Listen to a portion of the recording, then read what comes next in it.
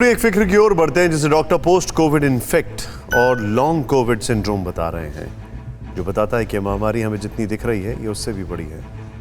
पिछले दिनों आपने भी ऐसी कुछ घटनाएं सुनी होंगी जिनमें कोरोना का मरीज अस्पताल से लौटने के बाद गंभीर रूप से बीमार हो जाता है और उसकी हालत इतनी बिगड़ जाती है कि वो कोरोना का शिकार हो जाता है।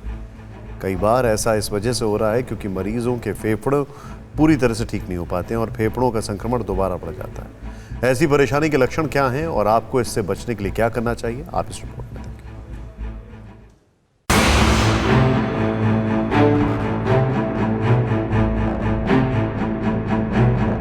अगर आप कोरोना से ठीक होने के बाद भी खुद को ठीक नहीं महसूस कर रहे या आपके परिवार में कोई ऐसा सदस्य है जो इन लक्षणों पर ध्यान दे।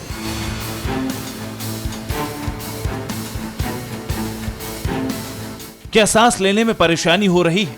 क्या आपको बहुत ज्यादा थकान लग रही है? क्या आपको ऐसा लग रहा है कि सांस चढ़ रही है? क्या आपकी सूखी खांसी लगातार बनी हुई है? अगर इन सवालों के जवाब हाँ है तो आपके फेफड़ों में संक्रमण हो सकता है और मुमकिन है कि ऐसा प्लमोनरी फाइब्रोसिस की वजह से हो, जो कि फेफड़ों से जुड़ी गंभीर बीमारी है। आगे बढ़ने से पहले आपको जल्दी से समझाते हैं कि हमारे शरीर में फेफड़ों की क्या भूमिका होती है। अब ये तो आप जान ही गए हैं कि कोरोना वायरस का संक्रमण सीधा फेफड़ों पर हमला करता है। दरअसल आपका हार्ट काम करते रहे, इसके लिए ऑक्सीजन की जरूरत होती है और हार्ट को यह ऑक्सीजन लंग्स यानी फेफड़ों से मिलती है। कई बार मरीज का ऑक्सीजन लेवल कम होने लगता है। ऐसा होने पर हार्ट की मांसपेशियों को ज्यादा मेहनत करनी पड़ती है, जिससे दिक्कतें बढ़ जाती हैं। यानी फेफड़े अगर खतरे में तो आप खतरे में पड़ सकते हैं। देखा जा रहा है कि कोरोना से ठीक होने के बाद भी काफी समय तक फेफड़ों में संक्रमण की परेशानी रह जा रही है। HRCTC स्कैन से पता चला है कि फेफड़ों में पैच यानी कि धब्बे हैं। ये फाइब्रोसिस कर देता है लॉन्ग टर्म में, है ना। और ट्रैक्शनल ब्रोंकेक्टेसिस होती है, जो ब्रोंक्यूल्स जो होते हैं उनमें ब्रोंकेक्टेसिस कॉज करता है। प्लस पैचेस में जो है प्लूरा जो होता है लास्ट में एरिया या ये इनमें थिकनिंग कॉज कर देता है।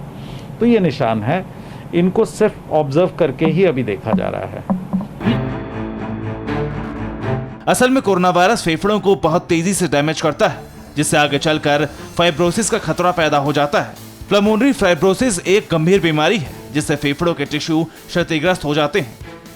ध्यान देने की बात यह है कि फाइब्रोसिस फेफड़ों को नुकसान पहुंचाने का आखिरी स्टेज है, यानी इसका मरीज पूरी तरह से इस बीमारी की जकड़ में आ जाता है। प्लमोनरी फाइब्रोसिस होने पर फेफड़ों के आंतरिक टिश्यू मोटे या सख्त हो जाते हैं, जिससे रोगी को सांस लेने में काफी दिक्कत होती है और धीरे धीरे मरीज के खून में ऑक्सीजन की कमी आने लगती है। ये स्थिति बहुत गंभीर हो सकती है। जिन मरीजों को फाइब्रोसिस की समस्या है उनके फेफड़े की नियमित जांच और दवा जरूरी है, लेकिन ध्यान रहे दवाई किसी डॉक्टर की देखरेख में ही लें। अभी हम मरीज को एक तो एक्सरसाइज सिखाते हैं, उसके अलावा मरीज को ये सलाह दी जाती है कि अच्छा खाना खाया जाए, और अगर निमोनिया होता है तो उसका एंटीबायोटिक से इलाज होता है। अगर फंगल की बीमारी होती है तो एंटी फंगल के साथ उसका इलाज होता है।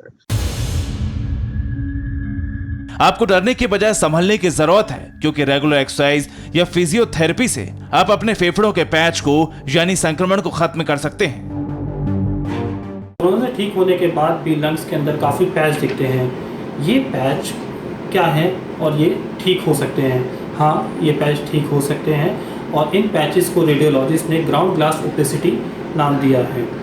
ये पैचेस नॉर्मली निमोनिया को इंडिकेट करते हैं। लंग्स में आगे कोई इन्फेक्शन ना हो, उसके लिए हमें कुछ एक्सरसाइजेस फॉलो करनी होगी। वैसे आपको कोई परेशानी नहीं है, तब भी ये जरूरी है कि भविष्य में कोरोना जैसे वायरस से निपटने के लिए आपके फेफड़े मजबूत रहें। दरअसल हमारे फेफड़े गुब्बारों की तरह काम करते हैं। इसमें हवा भरने के लिए जोर लगाना पड़ता है। जब हम सामान्य तरीके से सांस लेते हैं तब फेफड़ों के बाहरी हिस्से तक हवा नहीं पहुंच पाती, लेकिन जब हम एक्सरसाइज करते हैं तो आखिरी छोर तक ऑक्सीजन पहुंच जाती है। हमने जानकारों से बातचीत करके आपके लिए सिर्फ 5 टिप्स तैयार कर रखे हैं, जिस पर आपको ध्यान देना होगा। अगर स्वास्थ्य अनुमति दे तो रोजाना 25 से 45 मिनट तक ऐसे शारीरिक व्यायाम करें।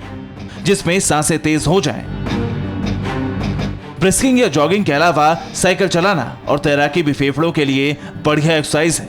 अगर आप गहरी सांस लेने का अभ्यास करें तो बढ़िया है, इससे फेफड़े ज्यादा खुलते हैं और बेहतर तरीके से काम करते हैं। इसके अलावा ब्रेथ होल्डिंग एक्सरसाइज यानी क्षमता के मुताबिक सांस रोकने का भी अभ्यास करें। सेब, केले, टमाटर जैसे फलों और सब्जियों में एंटीऑक्सीडेंट होते हैं, इससे फेफड़े की सूजन घटाने में मदद मिलती है। डॉक्टरों की माने तो जो पैचेस दिख रहे हैं उसमें अभी कुछ भी कहना बहुत जल्दबाजी तो नहीं होगा, लेकिन इतना जरूर है कि उन पैचेस पर नजर रखने की जरूरत है। आने वाले दिनों में कौन सा पैचेस किस तरीके से मूवमेंट करे और उससे आपके या हमारे शरीर में क्या परेशानी हो सकती है, यह देखना ज़्यादा ज़रूरी है। और इन सब के लिए ज़रूरत है कि आप समय समय पर किसी भी पल्मोनोलॉजिस्ट या फिर संबंधित डॉक्टर के पास जाकर अपने पैचेस का चेक ज़रूर करवाएं।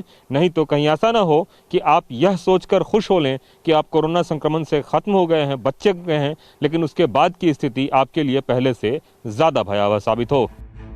फिक्र आपकी, सोमवार से शुक्रवार रात 9 बजे सिर्फ TV9 भारतवर्ष पर।